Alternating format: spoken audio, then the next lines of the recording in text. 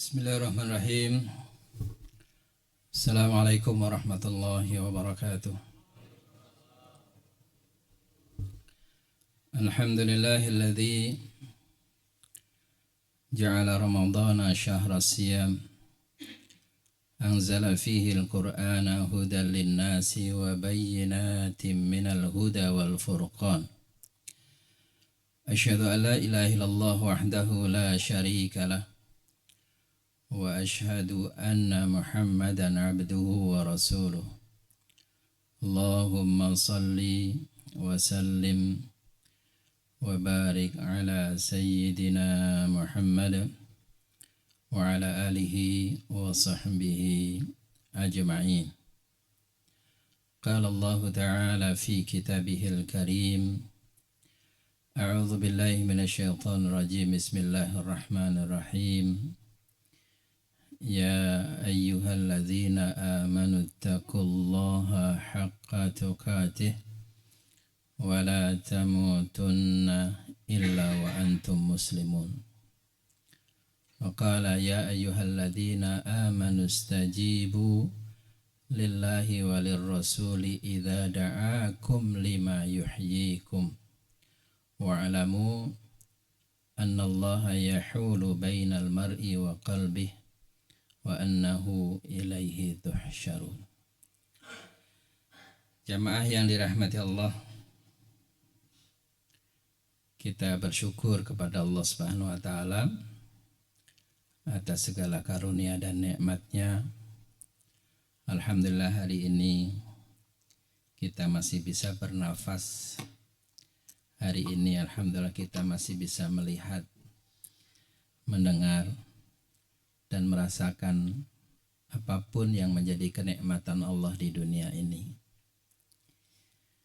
Mudah-mudahan Allah berikan kekuatan kepada kita semuanya untuk senantiasa mensyukuri karunia-karunia Allah yang diberikan kepada kita dengan memanfaatkan segala potensi, dengan memanfaatkan segala daya dan upaya untuk senantiasa taat, patuh dengan tuntunan Allah dan Rasul-Nya. Hari ini kita masih bisa melaksanakan saum Ramadan. Hari ini kita masih bisa melaksanakan sholat subuh berjamaah.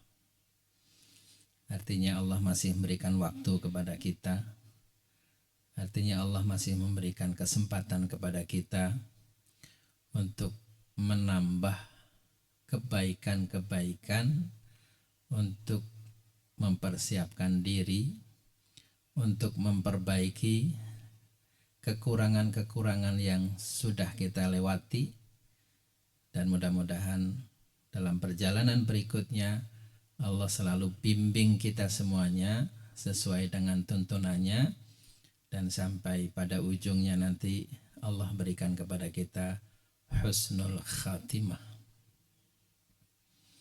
Satu persatu tentu kita diberikan pelajaran. Yang si fulan meninggal, si fulan meninggal. Kemarin kita kehilangan salah satu ulama kita, tokoh kita, Ustadz Munahar, Ketua MUI DKI, yang sudah dipanggil oleh Allah Subhanahu wa taala mendahului kita semuanya. Kita doakan mudah-mudahan beliau senantiasa mendapatkan ampunan dari Allah Subhanahu wa taala, dilapangkan kuburnya, dijadikan kuburnya raudhatan min riyadil jinan, taman di antara taman surga. Dan kita semuanya yang menunggu giliran, jadikanlah ini sebagai sebuah pelajaran untuk kita mempersiapkan diri. Kita semuanya akan menyusul, kita semuanya sudah dipersiapkan tempatnya, kurang lebih 1 kali 2 meter untuk kita di situ tempat kita. Tetapi di tempat 1 kali 2 meter itu bisa menjadi lubang di antara lubang neraka, tetapi bisa juga menjadi taman di antara taman surga. Sekarang ini saatnya untuk kita mempersiapkan itu. Saat ini saatnya kita untuk membangun, dan nanti kita mudah-mudahan dalam keadaan husnul khatimah, dan rumah masa depan kita adalah taman di antara taman surga. Bapak-Ibu sekalian, izinkan dalam kesempatan yang tidak panjang ini untuk saya mengingatkan saya terlebih dahulu sebelum Bapak Ibu sekalian, agar kita tidak hanya fokus untuk memberikan nutrisi kepada jasad kita. Hendaklah kita tidak hanya memperhatikan fisik kita, makan, minum, tidur misalnya, itu hanya kebutuhan-kebutuhan fisik. Bahkan kalau kita hanya memperhatikan itu, tidak jauh berbeda dengan bahimah, dengan binatang. Binatang begitu kehidupannya, makan, minum, hubungan, terus begitu berputar hari-hari dengan caranya sendiri. Ya, tentu berbeda dengan kita karena kita adalah makhluk yang mulia. Dan oleh karena itu kita harus berbeda dengan mereka, bukan hanya memperhatikan itu. Maka para ulama sering mengatakan bahwa siapa yang perutnya selalu penuh gitu, maka hatinya bisa mati. Hatinya bisa mati. Kalau hati sudah mati, itu akan berbahaya. Nah, Ramadan ini diberikan oleh Allah, karunia Allah, salah satunya adalah untuk menjaga hati kita, untuk menghidupkan rohani kita, untuk membersihkan rohani kita, untuk lebih baik lagi rohani kita, dan nanti ketemu dengan Allah lebih nikmat lagi, kita mendekatkan kepada Allah lebih nikmat lagi. Tentunya tujuan akhirnya nanti adalah la'allakum tattaqun, dan tentu saja innalil muttaqina mafaza, bagi orang muttaqin itu adalah kesuksesan, keberhasilan, dan keberhasilan itu tolak ukurnya adalah surga Allah Subhanahu wa ta'ala. Ada satu ayat yang ini saya ingin ingatkan pada pagi hari ini. Firman Allah Subhanahu wa ta'ala dalam surat Al-Anfal ayat 24. Allah berfirman, A'udzubillahi minasyaitonirrajim, Bismillahirrahmanirrahim. Ya ayyuhalladzina amanu stajibu lillahi walirrasuli idza da'akum lima yuhyikum wa'lamu annallaha yahulu bainal mar'i wa qalbihi wa annahu ilaihi tuhsyarun. Wahai orang-orang yang beriman, yang dipanggil adalah spesial, orang-orang yang diberikan sifat oleh Allah amanu, orang-orang yang beriman, percaya dengan Allah, yakin dengan Allah, yakin dengan utusan Allah, rukun iman yang kita ketahui, yang diwajibkan oleh Allah dan Rasulnya untuk kita yakini menjadi rukun keimanan. Ya ayyuhalladzina amanu, wahai orang-orang yang beriman. Orang beriman mesti membenarkan. Itu makna iman. Al-imanu tasdik. Iman itu membenarkan. Membenarkan Allah, membenarkan Rasulullah, membenarkan malaikat, membenarkan yaumul akhir, dan seterusnya dan seterusnya. Apapun yang dibawa oleh Rasulullah, apapun yang ada di ajaran Quran dibenarkan. Ya. Apapun yang difirmankan oleh Allah benar, nggak ada ragu sama sekali. Ya ayyuhalladzina amanu, wahai orang-orang yang beriman. Dan ketika dipanggil, dan banyak ayat-ayat yang memanggil kita, salah satunya di ayat Ramadan, kita tahu semuanya ya, itu panggilan untuk takrim, untuk memuliakan kepada kita semuanya. Dan kita yakin bahwa iman kita pasti banyak kurangnya, tapi tetap dipanggil oleh Allah, ya ayyuhalladzina amanu. Dan disitulah nanti responnya itu sesuai dengan kadar iman kita masing-masing. Kita merespon dengan cepat, kita respon lambat, ya, itu kembali kepada kadar iman kita masing-masing. Ya ayyuhalladzina amanu stajibu, wahai orang-orang yang beriman, penuhi panggilan Allah. Stajibu lillahi walir rasul, penuhi panggilan Allah dan Rasulnya. Idza da'akum lima yuhyikum, apabila memanggil kalian kepada apa yang menghidupkan kalian, apa yang memberikan kehidupan kepada kalian. Apa yang menghidupkan kepada kalian? Ulama mengatakan Quran. Ulama mengatakan al-jihad. Ulama mengatakan al-haqqu. Ulama mengatakan tatbik ajaran Allah, merealisasikan ajaran Allah. Mirip-mirip, intinya sama. Ulama mengatakan syahadah. Syahadah itu mati syahid. Jadi sesuatu yang apabila Allah dan Rasulnya memanggil, itu menghidupkan kita. Kita artikan saja itu Quran. Karena dengan Quran di situ ada panggilan jihad.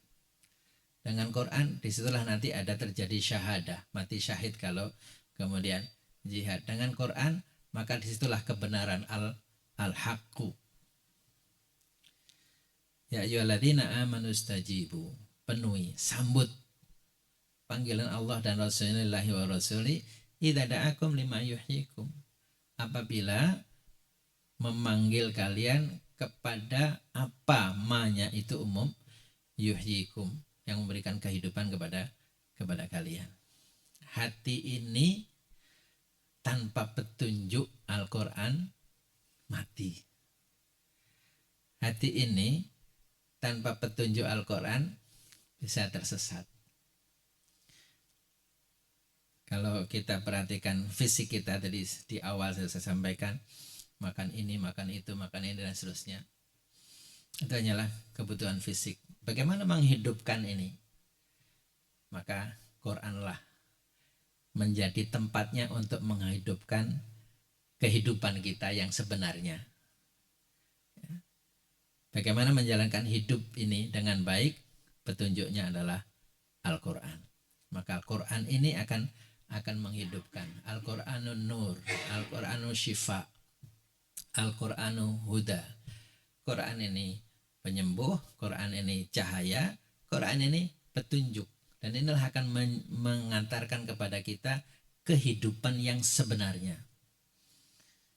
Dunianya baik insya Allah, dan akhiratnya baik. Ketika seorang keluar dari rumah dan mengucapkan bismillah, mencari rezeki, dan rezekinya betul-betul tidak ada yang dizalimi, tidak ada yang didustai, tidak ada yang disakiti. Kemudian dapat rezeki, dibawa pulang. Rezeki itu dimakan oleh dia sendiri, oleh keluarganya, anak istrinya. Semuanya halal.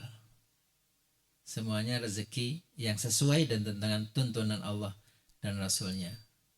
Insya Allah energi yang dimunculkan dari rezeki itu adalah energi yang mendekatkan diri kepada Allah. Menjadi ringan untuk melaksanakan sholat, menjadi ringan untuk membaca Quran, menjadi ringan untuk berzikir, menjadi ringan untuk taat kepada Allah Subhanahu wa Ta'ala. Maka ini menjadi kehidupan yang sebenarnya. Dunianya dapat, insya Allah akhiratnya juga dapat.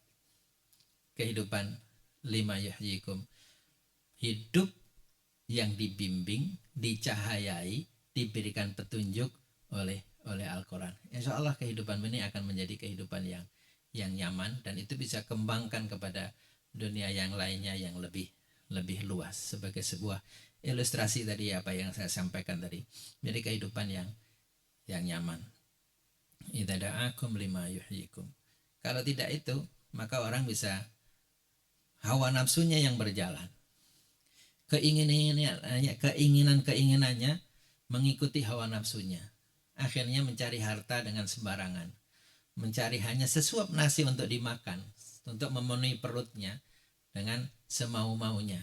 Tidak ada petunjuk bagaimana sebenarnya mencari duit. Tidak ada petunjuk bagaimana sebenarnya memenuhi hasrat-hasrat kebutuhan fisik ini. Maka dengan Quran ini, hidup itu akan menjadi hidup yang sebenarnya. Lima yuhyikum, kehidupan rohaninya terpenuhi, kehidupan jasmaninya juga terpenuhi. Dalam pengamatan saya, bimbingan Quran ini adalah mengantarkan kehidupan yang secara jasmani juga baik, secara rohani juga akan baik. Begitu dipisahkan Quran ini dari kehidupan manusia, maka kehidupan jasmaninya hanya kenikmatan-kenikmatan yang dikejar, kenikmatan-kenikmatan jasmani yang bisa jadi benar-benar sesuai dengan hawa nafsunya, yang dikejar sesuai dengan hawa nafsunya. Kayak ayyuhalladzina amanu stajibu, penuhi panggilan Allah dan Rasulnya, lillahi wal rasuli idza da'akum lima yuhyikum. Di Ramadan ini suasana Qur'aninya terbangun. Saatnya kita untuk menghidupkan kuat lagi rohani kita supaya perjalanan kita itu lebih terarah lagi kepada kehidupan yang sebenarnya sesuai dengan tuntunan Allah dan Rasulnya. Kita baca huruf demi huruf, kita fahami.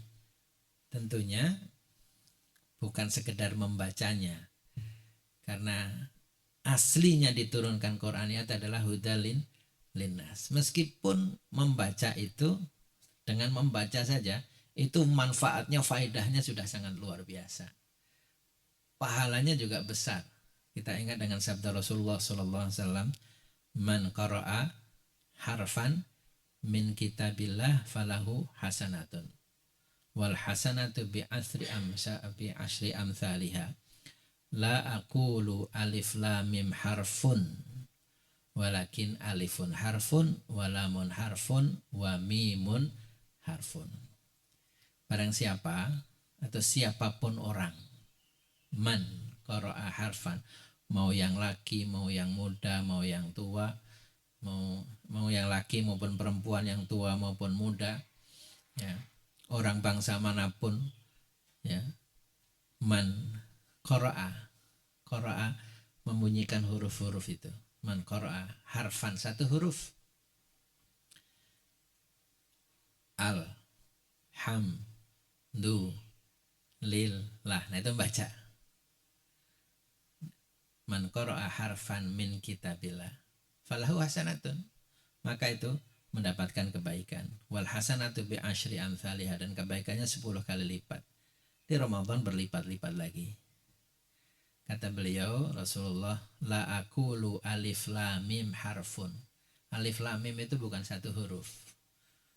Walakin alifun harfun, walamun harfun, wa mimun harfun. Alif satu huruf, lam satu huruf, dan mim satu huruf. Begitu baca alif lam mim, maka itu dapat 3 huruf. 3 huruf kali sekian. Ini keutamaannya. Dalam Al-Quran berapa huruf? Ada yang tahu? Saya juga belum pernah menghitung sih. Tetapi saya lihat ada yang menyampaikan Imam Syafi'i pernah menghitung. Dihitung tuh satu persatu, dikumpulin. Totalnya kurang lebih 1.027.000. Masya Allah itu. Dulu belum ada komputer kan. Kalau sekarang tuh kelihatannya pakai komputer cepat itu. Jadi di zamannya Imam Syafi'i itu menghitung begitu perhatiannya. 1.027.000. Bapak bisa bayangkan, bisa kalkulasi kalau kita ini kaitannya dengan pahalanya, ya, dengan pahalanya baca itu khatam Quran berarti 1.027.000 huruf telah kita bunyikan, itu man qara'a, ya, kita bunyikan. Betapa kemudian berkahnya mata ini, betapa berkahnya lisan yang Allah berikan bisa berkata, bersuara, betapa berkahnya waktu yang kita gunakan untuk itu, betapa berkahnya tempat yang kita duduk di situ dengan membunyikan huruf-huruf yang itu adalah qaulullah, firman Allah. Dan tidak ada lebih baik dari itu. Jadi kita ini kalau perhatiannya kepada yang lainnya, tidak perhatian kepada Quran, ini ruginya luar biasa. Ini qaulullah, firman Allah, yang menciptakan kita, yang mengatur seluruh kehidupan ini, yang kita akan kembali kepadanya. Maka kemudian itu yang akan yuhyikum, memberikan kehidupan kepada kalian. Kalau saya merenung sendiri, kadang-kadang hati kok nggak enak, kadang-kadang ada nggak tentram, nggak nyaman. Ternyata pasti ada sesuatu yang kita nggak dekat ternyata dengan Allah. Kadang ada sesuatu menjadi penyakit di hati kita. Kadang-kadang dengki, kadang-kadang iri yang negatif, ya. Kadang-kadang tidak ridho, kadang-kadang tidak begitu yakin. Ada muncul di sini menjadikan tidak tenang. Tapi begitu kita kembali kepada Quran, baca Quran, pasti ada sesuatu yang baru, menjadi enak, nyaman di hati kita. Apalagi kemudian kita fahami sesuai dengan hakikat diturunkannya Al-Quran, hudal linnas, sehingga kita berpikirnya selalu bagaimana kehidupan ini cocok ya dengan Quran enggak ya, selalu bertanya ini boleh enggak ya dengan Quran, ya, ini dihalalkan enggak dengan Quran, ini diharamkan enggak dengan Quran. Jadi kita di hati kita tuh selalu berdialog. Dalam kehidupan ini kita menjalankan apapun selalu berdialog di hati kita. Ini boleh nggak menurut Quran? Ini dihalalkan nggak menurut Quran? Ini dilarang nggak dengan Quran? Ini diharamkan nggak? Itu selalu kita dialog di hati kita, dan itu menjadi nyaman di hati kita. Karena kita ingin kehidupan kita ini dibimbing oleh Allah Subhanahu wa Ta'ala. Jadi kalau mau menghidupkan kehidupan itu dengan benar, kalau menghidupkan rohani kita, menghidupkan hati kita, membersihkan hati kita, dan membersihkan kehidupan ini untuk menjalankan hidup ini sesuai dengan hakikat kehidupan, Allah kembalilah kepada Al-Quran. Karena Allah sendiri yang menyatakan lima yuhyikum, kepada apa yang menghidupkan kalian. Ma-nya itu, itulah Quran. Ya, ma-nya itu maknanya di situ. Apa yang menghidupkan kalian itu apa? Al-Quran. Meskipun yang menafsiri ada yang lain yang jihad, ada yang al-haq, tapi semuanya muaranya kepada Al-Quran Al-Karim. Wa alamu, ketahuilah, annallaha yahulu bainal mar'i wa qalbih. Allah itu membatasi antara seseorang dengan hatinya. Hati kita itu di dalam genggaman Allah Subhanahu wa Ta'ala. Maka Rasulullah Sallallahu Alaihi Wasallam sangat-sangat sering berdoa, ya muqallibal qulub, tsabbit qalbi ala dinik. Wahai zat yang membolak-balikkan hati, teguhkanlah hati ini pada agamamu. Sumiyal qalbu qalban li'annahu yataqallab. Dinamakan hati itu qalb karena dia bolak-balik, berubah-ubah. Ya. Kalau niat aja itu, niat. Kadang-kadang berubah. Begitu ke sana, niatnya tadi baik. Kadang-kadang di tengah jalan berubah. Ini bawa sesuatu untuk diinfakkan. Tadinya begitu. Ketemu orang atau tidak terfikir bisa berubah. Ya takal lab, berubah. Kalau dalam urusan-urusan dunia, sering kita contohkan, ibu-ibu mau ke pasar, niatnya dari rumah mau bawa uang 50.000, mau beli sayur asem dengan segala tetek mengeknya itu. Tiba-tiba di situ dapat ketemu apa jengkol, apa berubah. Oh ini aja dah berubah. Itu menunjukkan hati itu ya takal lab. Maka dibimbing oleh Al-Quran supaya lurus. Dan kita minta petunjuk dari Allah Subhanahu wa taala supaya hati kita itu terus teguh di dalam agama Allah Subhanahu wa taala. Para sahabat bertanya, "Ya Rasulullah, begitu banyaknya engkau berdoa, ya muqallibal qulub, tsabbit qalbi ala dinik." Kami merasakan, apakah engkau ragu dengan kami? Kami beriman kepada engkau, kami beriman dengan apapun yang engkau ajarkan, engkau bawa. Bimaji tabih, apa yang engkau bawa. Apa engkau ragu kepada kami? Kata Rasulullah, hati itu dalam genggaman Allah, kurang lebih gitu. Hati itu dalam genggaman Allah. Maka kita minta kepada Allah dengan ya muqallibal qulub. Ini doa di antara doa yang banyak dibaca oleh Rasulullah. Doa ini dan juga dengan doa Rabbana atina fid dunya hasanah fil akhirati hasanah wa qina adzabannar.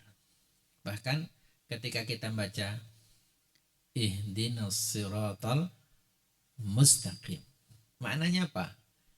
Kita sudah masuk Islam, kita sudah beriman, kita sudah yakin dengan tuntunan Rasulullah Sallallahu Alaihi Wasallam, kita sudah yakin dengan tuntunan Quran, tapi kita selalu berdoa ihdinas siratal mustaqim.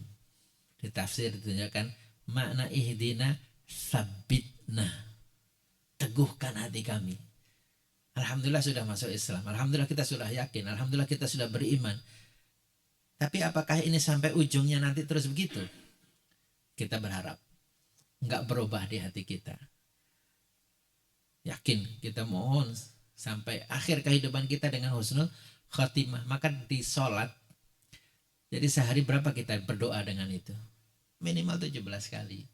Ya Allah teguhkanlah, ya Allah teguhkanlah, ya Allah teguhkanlah. Karena hati ya taqallab. Hati itu berubah-ubah. Betapa banyaknya orang urusan perut kemudian berubah, kafir. Juga banyak juga dengan isyarat tertentu berubah menjadi Islam. Itu karunia. Ada tadinya betul-betul benci kepada Islam, dengan azan Allah berikan petunjuk, kemudian masuk Islam. Macam-macam caranya hidayah Allah itu masuk, macam-macam. Ada kumpulan buku orang-orang yang masuk Islam. Itu patut untuk dibaca, untuk di ini. Kemarin saya dapat share ceritanya Cica Kuswoyo. Intinya dari azan. Dari azan. Kemudian masuk Islam di Al-Azhar. Nah, ya taqallab hati itu. Maka Allah ingatkan wa'lamu annallaha yahulu bainal mar'i wa qalbi. Nah, kita minta kepada Allah, terus meminta. Doa ini jangan dilupakan tuh, ya muqallibal qulub tsabbit qalbi ala dinik. Dan di surat Al-Fatihah ihdina itu maknanya adalah teguhkanlah kami di dalam agama, ihdinas siratal mustaqim. Wa annahu ilaihi tuhsyarun, dan kepadanya nanti kita akan dihimpun. Dihimpun apa? Untuk diberikan balasan. Balasan terhadap apa yang sudah dilakukan. Apakah dalam kita menjalankan hidup ini dengan sesuatu yang lima yuhyikum atau tidak? Itu akan diberikan balasan. Wa'lamu anallaha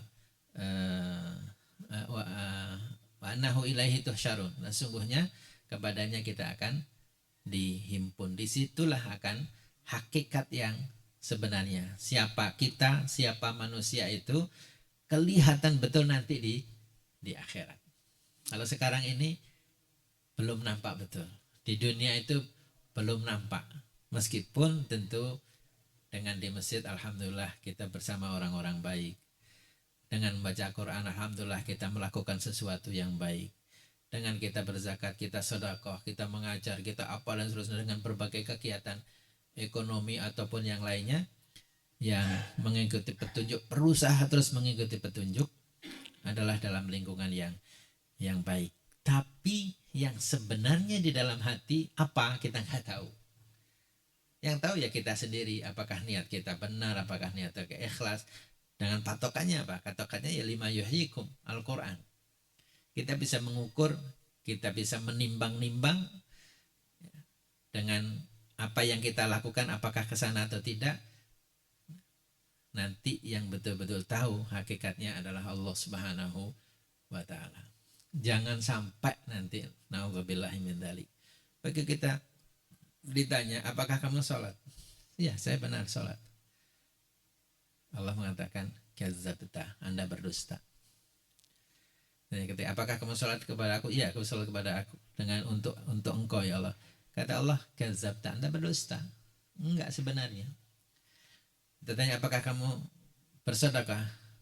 Sedekah, apakah karena aku? Ya karena aku, tapi kata Allah, kadzabta, Anda berdusta. Yang paling tahu itu Allah menilai hakikat hati kita. Nah, oleh karena itu kita mohon terus kepada Allah Subhanahu wa taala untuk dijaga hati kita agar lurus niatnya kepada Allah Subhanahu wa taala. Qul inna sholati wa nusuki wa mahyaya wa mamati lillahi rabbil alamin. Itu patokan yang harus kita garis bawahi, yang paling tahu kita.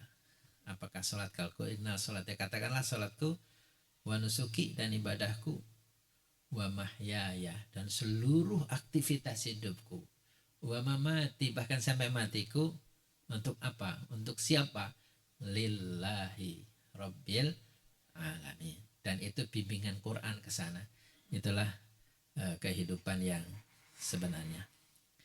Bapak sekalian yang dirahmati Allah, mudah-mudahan Ramadan ini yang Allah berikan di tahun ini, dan kita tidak tahu apakah tahun depan kita masih ketemu. Mudah-mudahan Allah berikan kebaikan-kebaikan kepada kita semuanya, dan Allah sudah jelas menyediakan itu. Mudah-mudahan dari sisa yang waktu ini kita bisa betul-betul mengambil manfaatnya, memperkuat diri kita, memperkuat semangat kita untuk mengambil keutamaan yang sudah disediakan oleh Allah Subhanahu wa taala. Demikian dari saya, kurang lebihnya mohon maaf. Assalamualaikum warahmatullahi wabarakatuh.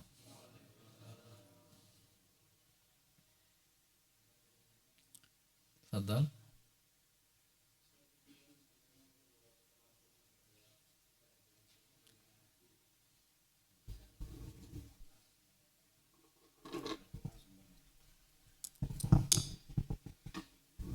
Bahwa membaca Al-Quran itu memberikan pengaruh yang baik pada diri. Tapi yang jadi pertanyaan saya begini, kita ini kan orang Indonesia Ustaz, di dalam memahami bacaan Arab, bahasa Quran itu kan tidak semudah orang Arab sendiri gitu ya. Yeah. Sehingga di dalam riwayat sampaikan bahwa mereka sahabat sehari bisa atau sebulan bisa berapa kali khatam Quran, sehari bisa satu kali khatam Quran. Motivasi seperti itu membuatkan kita kan di dalam bulan suci Ramadan ini untuk banyak berlomba-lomba membaca Quran gitu ya. Dalam hal seperti ini saya ingin Ustaz memberikan pahaman pada kita semua ini. Sebenarnya mana yang lebih baik gitu. Sedangkan di dalam riwayat lain supaya kita jangan bersegera menghafal Quran atau membaca itu sebanyak-banyak sedangkan belum paham gitu ya. Belum paham gitu tentang apa yang dibacakan gitu. Nah, kalau kita mana yang lebih baik? kita berlomba-lomba gitu di dalam bulan ini membaca sebanyak-banyaknya Quran, mungkin sebulan bisa 2 kali khatam dalam artian untuk orang awam gitu ya. Atau kita mentadaburinya gitu, baca 2-3 ayat atau 1 ayat, pelajari, sadari maknanya sehingga lebih membekas ke hati gitu. Atau memang di dalam hikmahnya orang membaca Quran itu sebanyak-banyaknya pun Allah akan kasih dia sebab cara untuk lebih paham dengan apa yang dia bacanya dalam bentuk hal-hal yang kita tidak tahu. Misalnya seperti mendengarkan ceramah Ustadz barusan menyampaikan beberapa ayat, kita baca Quran tapi kita diberi Allah pemahaman melalui cara yang lain. Apa seperti itu gitu? Atau memang baiknya seperti yang disampaikan Rasulullah sendiri bahwa baca secara bertahap pelan-pelan untuk bisa lebih paham, karena supaya kita menjadi benar-benar jadi jalan hidup, benar-benar bisa menerangi hati. Atau cukup membaca saja mempunyai pengaruh yang lebih baik. Terima kasih Ustaz Muhammad Terani. Terima kasih. Assalamualaikum.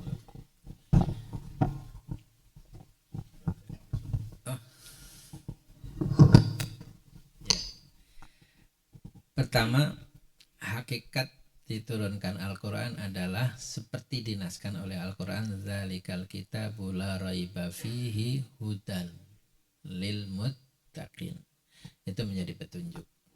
Itu hakikatnya.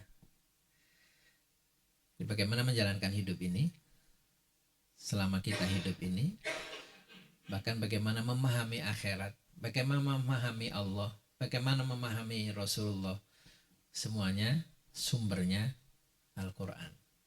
Hudal linnas, itu petunjuk bagi manusia. Itu hakikatnya. Sehingga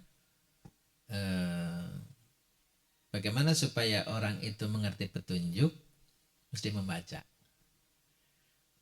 Bisa juga didengarkan. Rasulullah menjelaskan waktu itu para sahabat mengerti, oh maksudnya begini. Tapi selanjutnya kemudian dinaskan, sekarang tertulis. Untuk memahami petunjuk, salah satunya pasti membaca. Meskipun belum tentu juga orang membaca itu faham. Orang baca belum tentu faham. Tapi salah satu cara untuk memahami adalah dengan membaca. Maka itu mesti digabungkan, Pak. Membaca untuk faham. Tetapi ini kelebihan Quran. Orang membaca saja, faham atau tidak.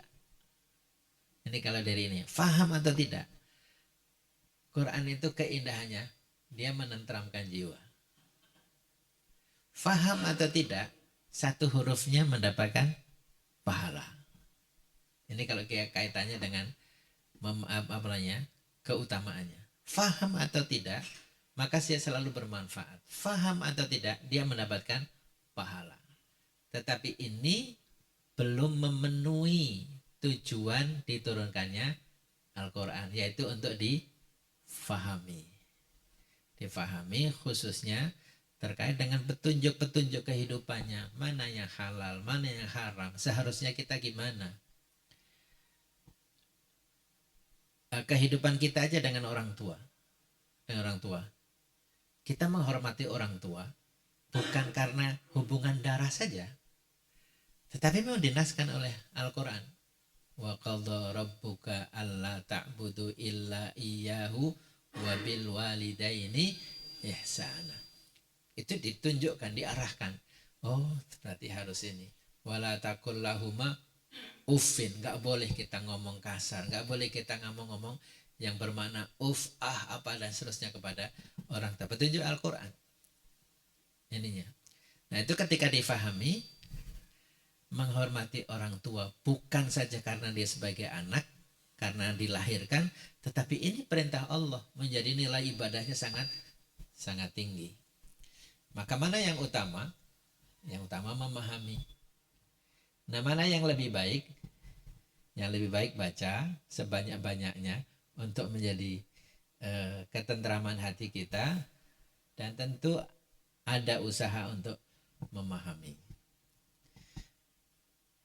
Bisa dengan membaca terjemahnya. Itu indah, Pak, kalau kita programkan.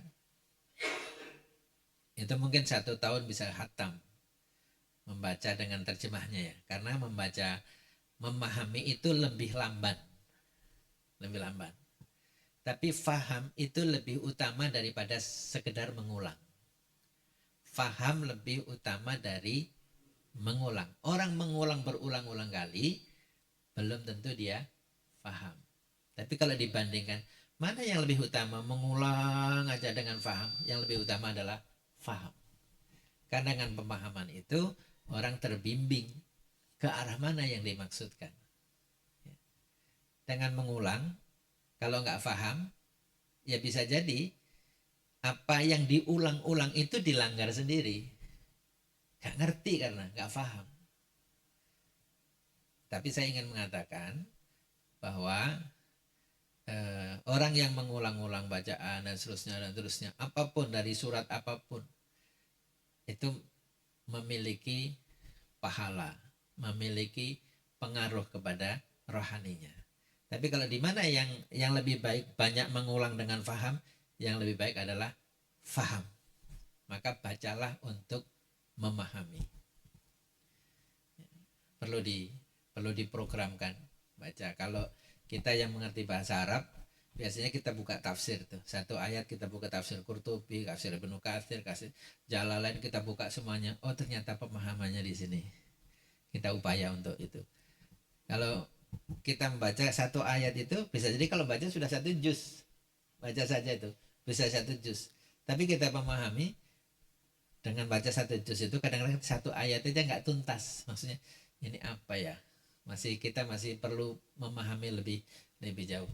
Karena ada tafsir yang sangat fokus kepada bahasa, ada tafsir yang sangat fokus dengan urusan-urusan nahwu sorofnya, ada tafsir yang fokus kepada riwayat yang terkait dengan itu, ada tafsir yang lebih luas lagi, maksudnya lebih dikaitkan dengan kehidupan.